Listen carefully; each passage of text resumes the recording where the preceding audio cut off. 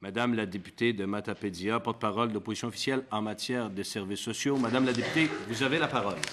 Merci, Monsieur le Président. Monsieur le Président, je veux juste vous lire un petit extrait, puis je termine là-dessus sur le bloc pour les sites d'injection supervisée. Bon, c'est le procureur général du Québec soutient Insight. Qu'est-ce que le ministre actuel de la Santé et des Services sociaux attend?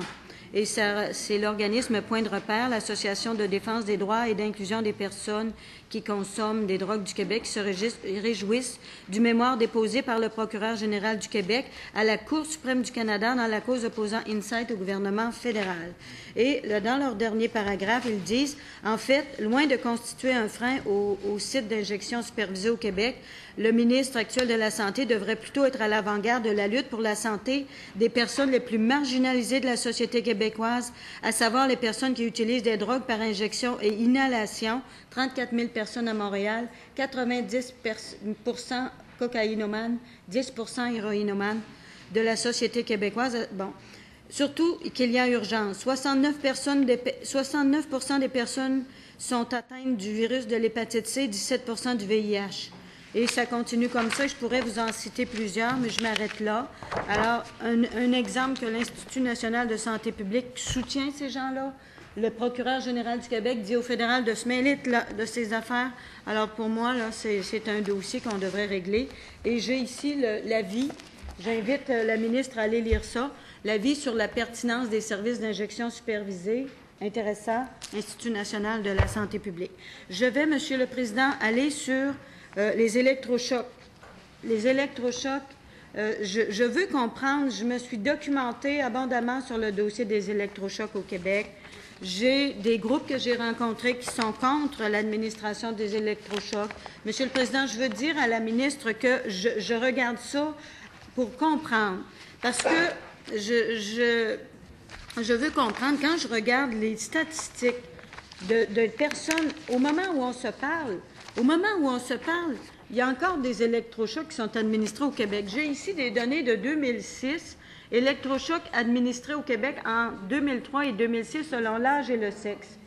Et combien, Monsieur le Président, en 2011, là, il y a combien d'hôpitaux qui donnent encore des électrochocs? À qui? C'est qui ces clientèles-là? Quand je regarde les statistiques qui m'ont été données, Madame Harel, qui était l'ex-ministre de la Santé, avait des données. On voit que c'est beaucoup la clientèle des femmes. 42 des femmes, soit 39 en 2003. C'est encore 39 de femmes de 20 à 64 ans. Et des personnes âgées de 65 ans et plus, c'est 26 de ces clientèles-là, Monsieur le Président. Alors, je pourrais toutes vous énumérer les statistiques. Je veux faire ce cours. L'hôpital Louis-Hippolyte Lafontaine, 1153 électrochocs en 2006. Je pourrais tous vous les énumérer, là. 110 Rouyn-Noranda, 106 régional de Rimouski, 106 Hall 98. C'est surprenant. C'est surprenant. Je veux comprendre pourquoi c'est administré. Ça coûte combien? Ça coûte combien? Et je me suis documentée et il faut qu'ils les mettent dans une espèce d'état pour pouvoir subir les électrochocs avec quelque chose qui est au curare, la curarisation. Expliquez-moi comment ça se fait qu'en 2011, en tout cas en 2006, mais on me dit que ça existe encore. Il y a des psychiatres, Monsieur le Président, qui m'ont dit qu'ils pensaient qu'il pouvait y avoir peut-être 8 à 10 personnes qui ont besoin d'électrochocs à Montréal, puis peut-être 2 à Québec. Est-ce que c'est farfelu, ces données-là qu'on me donne? Et pourquoi on donne encore des électrochocs en 2011? Merci, Madame la députée de Matapédia. Madame la ministre déléguée aux services sociaux. Oui, j'aimerais apporter un complément d'information, si vous voulez, ou de réflexion à la députée de Matapédia concernant les sites supervisés d'injection, si elle me permet, avant de demander au Dr Delorme de se Oui, je me permets, allez-y, Madame la ministre. Merci beaucoup.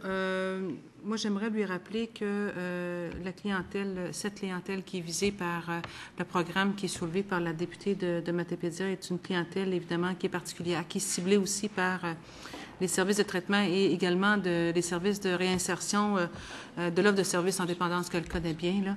Également, que nous avons actuellement, faut-il le rappeler, des programmes de traitement de substituts qui sont dispensés dans 11 régions du Québec.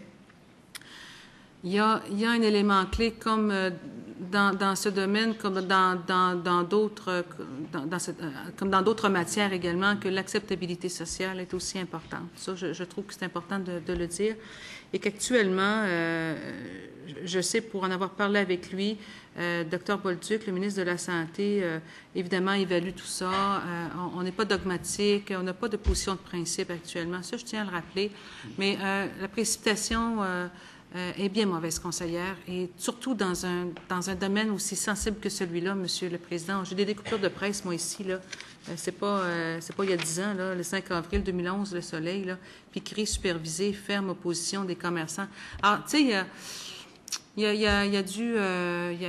a du pourparler à mettre en place, du dialogue à mettre en place. Il faut connaître bien la situation. Il y a actuellement une cause pendante devant la Cour suprême, si ma mémoire est bonne, là, sur un dossier à Vancouver. Or, voyez-vous, là, on regarde ça, on évalue ça. Il y a différents éléments à gauche et à droite, et je voulais juste dire cela à la députée. Si vous permettez, Monsieur le Président, il y a le psychiatre clinicien au ministère chez nous, Dr Delorme, qui s'est joint à nous à la demande de la députée de Matapédia. Il serait prêt à venir donner un complément d'information concernant ces électrochocs dont nous parle cet après-midi la députée de Matapédia. Merci, Madame la ministre. La règle demeure la même. Ça prend du consentement des parlementaires. Ça va du côté ministériel. Madame la députée de Matapédia, j'ai votre consentement.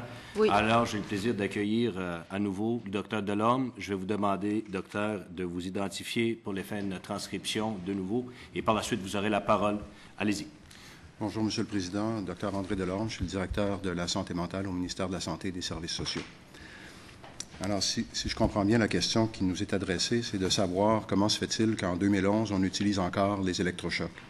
La réponse succincte est assez simple, c'est que c'est très efficace. C'est probablement la modalité de traitement la plus efficace démontrée dans la littérature pour le traitement de la dépression. En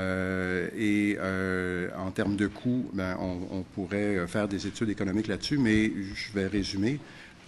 Les électrochocs sont à peu près 20% plus efficaces que la pharmacothérapie. C'est-à-dire que quand je donne des antidépresseurs à 100 personnes dans la société, il y en a à peu près 70 qui répondent bien et qui ont une réponse thérapeutique, alors que des électrochocs ont une efficacité de 90%. C'est-à-dire que si j'en donne à 100 personnes, il y en a 90 qui répondent adéquatement aux électrochocs. Par ailleurs, en termes de rapidité, des antidépresseurs, ça peut prendre de 4 à 8 semaines avant de commencer à agir. Alors là, évidemment, on se souvient que les gens qui sont dépressifs sont extrêmement souffrants et probablement, c'est mon biais là, de clinicien qui travaille en santé mentale, mais c'est probablement la dépression la plus difficile à subir. Et quand on donne un médicament et qu'on doit attendre 8 semaines avant qu'il commence à agir, on comprend là, que l'impact est assez significatif dans la vie de l'individu. Alors que des électrochocs, ça se donne sur une période de 2 à 3 semaines, à raison de 2 à 3 séances par semaine, et on a généralement une efficacité là, qui apparaît au bout de 3 à 6 séances. Alors, vous voyez qu'au lieu d'attendre 9-10 semaines, j'en ai au bout de 2 semaines une efficacité, et dans beaucoup plus de personnes. Alors, c'est clair que d'un point de vue soulagement de la population, soulagement de la souffrance, c'est extrêmement efficace et c'est pour ça que c'est donné.